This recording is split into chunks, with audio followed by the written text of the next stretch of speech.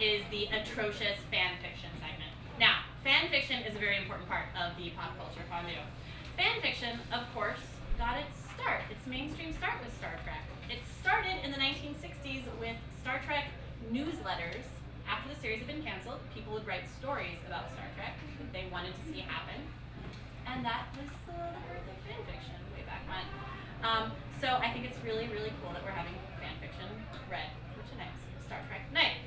So, it's atrocious fan fiction though, and it's fan fiction that we found on the internet. And to start things off, we're going to have Rivka come up and read something that I think is very cool. It is a Star Trek Xena crossover. Oh, hell yeah!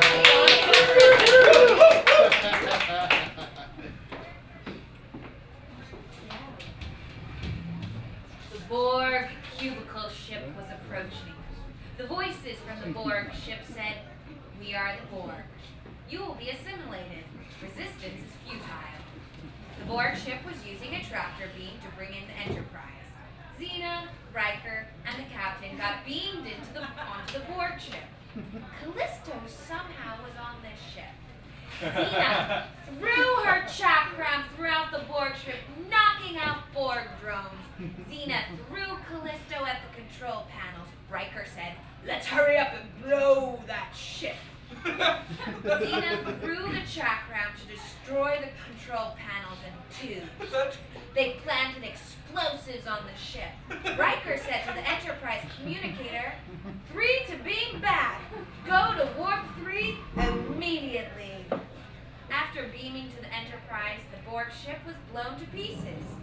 Xena said, "I hope it killed Callisto this time for good." Deanna said to the computer, "Locate Zana." The computer voice replied, "She's at the holodeck 1 with Joxer." Is that how you pronounce it? Yeah, you're good. Deanna, Riker, and Xena walked into the whole holodeck and got astonished. Deanna said, "Mother, don't think about having Jockstra. After all, he's not in the timeline as you are." Zana replied, "Why don't all of you come in and join us? It's really healthy for your body." Q and Ares materialized. Q used his power to make rest of them naked. Riker held Deanna's hand and said, "Let us go in." After Riker and Deanna got into the mud bath, Deanna said, "That really feels good. My mother always loved mud baths." Deanna said to Q, "Next time, you respect people's privacy." Ares grabbed Xena and jumped into the mud bath. Ares said to Xena, "Doesn't that feel good? I think you love that." Xena replied, "You better not get fresh with me. You are supposed to be my enemy." All of them were now enjoying the mud bath. While they were at the mud bath, Dr. Crusher was removing the Borg drone implants from Gabriel. When Gabriel woke up, she said, "I'm glad you got those machines off me. This is the most horrible experience I've ever had." At the transporter room, they were beaming Xena, Gabriel, and Joxer back home. Q and Ares appeared. Ares said, "I'm going home, where Xena is. I'm not going to stay." I'm sorry. It's funny. "I'm not going to stay in the Q continuum." The captain checked the computer to make sure that history hadn't changed. The data showed that it was back to normal. The captain said, "Go to warp 5. We're going home." The end.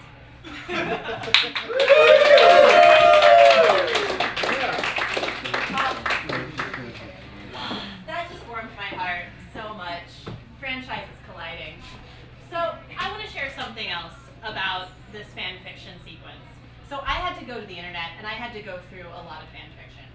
I have a personal connection to Star Trek. I went to school in Los Angeles. I went to theater school in Los Angeles. So a lot of my professors were television actors.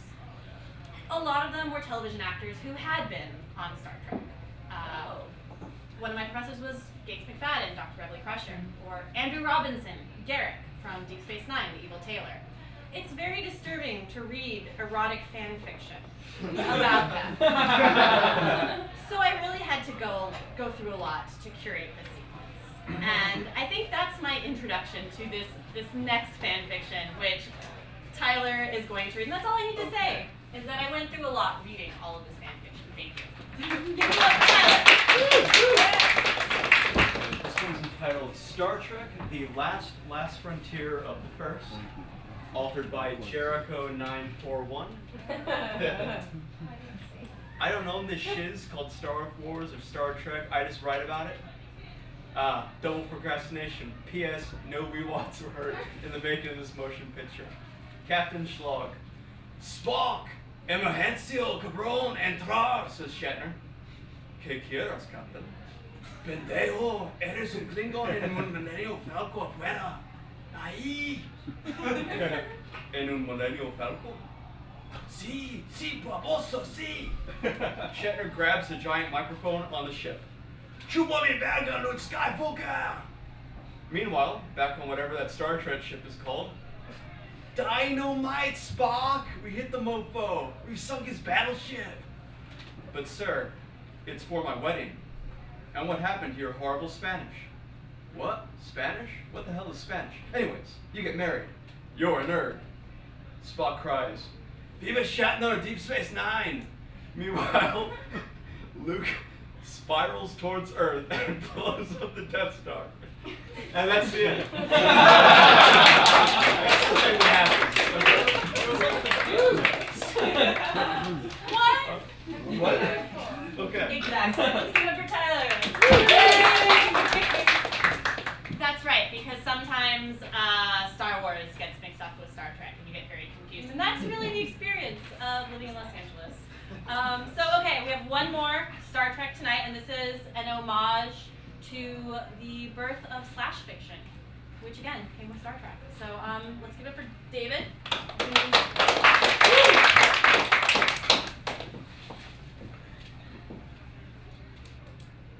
A Star Trek fanfic for a friend by Elvis Kesso, PM. Captain Kirk of the USS Enterprise was feeling particularly horny that day, which is something, since he is exactly like a bitch in heat most of the time anyway. Feeling bold, he entered the quarters of his first mate and science officer, Mr. Spock, who was sitting at his desk with a bunch of complicated gadgets. Spock, Kirk began, I have a hypothetical situation for you to analyze. Intriguing, Spock replied, raising his brow. Kirk strolled about the room like a lion, circling its prey as he continued to talk. If I put my dick in your ass, would you say it was enjoyable or unsatisfactory? Mr. Spock remained silent for a few moments, seriously pondering the question. Well, since I have never partaken in human anal sex, it would be hard for me to judge the results of this hypothetical situation. What do you say we try it out? Spock once again raised his eyebrow in questioning Kirk's proposal. Are you saying we should experiment with this anal sex act to determine whether I find it enjoyable or not? Yes. I fail to see the logic of this venture.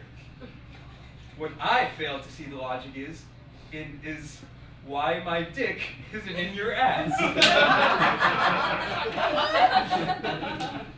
Are you giving me an order to let me penetrate my anus, Jim? Sure. Well, okay then. So then they fucked, and it was pretty good. The end.